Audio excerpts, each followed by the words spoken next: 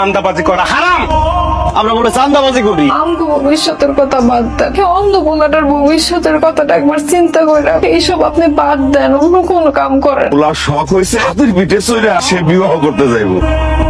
বাজার যে করছেন টাকা পাইছেন কই আপনি? আবার ইলিশ মাছ আনছেন, অভাবের সংসার এমনি চলেন, আবার ফুটা নিবার ইলিশ মাছ আনছেন, এত টাকা পাইছেন কই আপনি? এত বকর বকর করে তো কতদিন হয়েছে ইলিশ মাছ খাইটা। তাতে তো রান্ধন বসো। সব চুরি ডাকাতি রান্ধন আমি রান্ধতে পারুম না, আপনার মন চাইলে নিজেরটা নিজে রান্ধা খান। তোর মাথা ঠিক আছে? আমার মাথা ঠিকই আছে, আমি নিজের কানে শুনছি, নিজের চোখে দেখছি। আপনারা কি মনে করছেন আপনারা বাপ পুতে মিলে কই গেছেন আমি জানি না? সারাটা জীবন খালি ভুলি বুঝে গেল। বাপ পোলায় রাত্রে বেলায় গেছিলাম অন্য কামে, আর এই বাজার সদাই গুলা এসে নিয়ার কলির উসিলায়। নিয়ার বেটা আইছিল তার পোলার বিয়া, নিয়ার কলিরে হায়ার করতে আইসি। 5,000 টাকা ঘন্টা কইছে। বড়লোক মানুষ তো, বড়লোক মানুষের বড় মন। আরে বিয়ে বাড়ি ভালো আপনি আনলেন কে? আরে আমার তো হাতি রেডি। আচ্ছা আইসেন, খুব ভালো হয়েছে। চলেন হাতির পিঠে চড়ে আপনি নিয়ে যাই। থাক আর যাইতে হইব না, বিয়া ভেঙে গেছে, হাতি আর লাগবো না। তোমার যে টাকাটা দিছিলাম টাকাটা ফেরত দাও। আপনার পোলার বিয়া ভাঙলো কেমনে? লজ্জার কথা এখন আর কইতে চাইতেছি, দাও টাকা ফেরত দিয়ে দাও।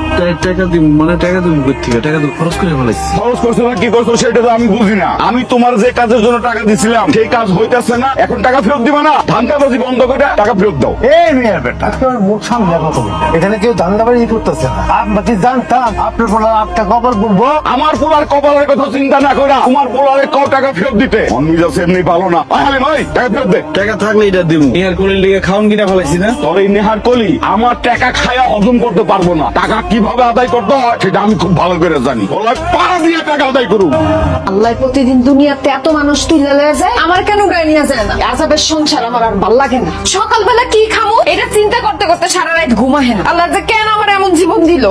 এই তুমি কি চুপ করবা না? চুপ করামো আমি। করম দেখাইতেছেন না? আমি চুপ করে থাকলেও তো মিয়া বেটা চুপ করে থাকুনের মানুষ না। যাওয়ার সময় হুমকি দিয়া গেছে, হ্যাঁ যে কিসিমের লোক কখন কি জানি কইরা বসে। এই হাতি হাতি কইরা সংসার অশান্তি আনছে।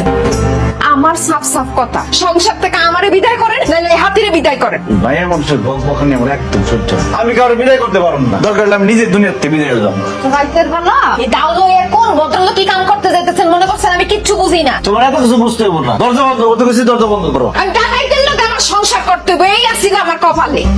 ওই যে কথা আছে না, চোরে 10 দিন আর গৃহস্থের একদিন, তুই চোরে ধরছি। এইটা তোরা কি করছিস? বাপ পুতেরা এক দড়িটা একই গাছের মধ্যে বান্ধা রাখছ, এমন কি অপরাধ করছে যে অপরাধের কারণে অগ দুজন একখানা বান্ধা রাখছ?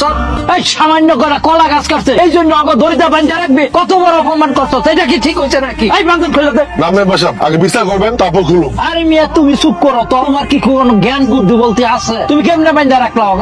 আমি অনেক টাকা খরচ করে কলেজ বাগান করছি। ওরা বাপ পুতে আমার বাগান থেকে প্রতিদিন কলা গাছ কেটে লেগে পড়ছে। মেম্বার আমি কিন্তু আগেই বলছিলাম ওকে নামে অভিযোগ দিছিলাম, বিচার কিন্তু 2টা করানো লাগবো। ঠিক, কঠিন বিচার করা লাগবো। এই যে গ্রামের মানুষ তোমার বিরুদ্ধে যে অভিযোগটা দিচ্ছে, এই বিষয়ে তোমার কিছু বলার আছে? আপনাকে বাপ পোলার মাথা পুরা নষ্ট হয়ে গেছে গা।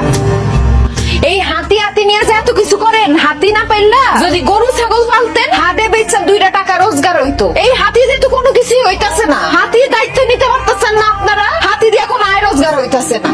আলিম মিয়া, এই গরু ছাগলের হাটে তুমি হাতে নিয়ে আইছো কে? স্যার কাছে খেলা দেখাইবা নাকি? মনটা ভালো না ভাই। ভালো কোনো গৃহস্থ পাইলে নিয়ার কলিরে বেঁচে দিব। আমরা ঠিক মতো দায়িত্ব পালন করতে পারতেছি না। দায়িত্ব পালন করতে না পারলে দায়িত্ব ছাইড়া দেওয়ানি ভালো। তোমার মাথা কি ঠিক আছে? গরু ছাগলের হাটে শুনছো কোনোদিন হাতি বিক্রি হয়? স্যার আমার হাতিটা দেখেন, গরুর থেকে কম দামে ছাইড়া দেবো। আমার খামারে দরকার গরু, গরু পালন করলে লাভ হয়। তোমার এই বুইড়া হাতি নিয়ে আমি কি লাভ করবো?